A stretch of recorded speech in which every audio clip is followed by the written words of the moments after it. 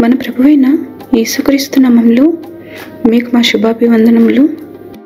ఈరోజు దేవుని వాగ్దానము, మిమ్మును గద్దరెక్కల మీద మోసి నా యుద్ధకు మిమ్మునెట్లు చేర్చుకుంటునో మీరు చూచితిరి. కాగా మీరు నా మాట శ్రద్ధగా విని నా నిబంధన అనుసరించి నడిచిన ఎడల మీరు సమస్త దేశ జనులలో నాకు స్వకీయ సంపాద్యమగుదురు. సమస్త భూమియు నాదే కదా. మీరు నాకు యాజక రూపకమైన రాజ్యముగాను పరిశుద్ధమైన జనముగాను ఉందురు. నిర్గమాకాండము 19వ అధ్యాయము 4, 5, 6 వచనాలు. You know how I carried you on eagle's wings and brought you to myself. Now if you obey me and keep my covenant, you will be my own special treasure from among all the peoples on earth.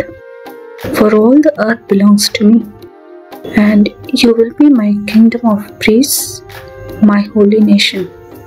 Exodus chapter 19 verses 4, 5 and 6. ప్రార్థన.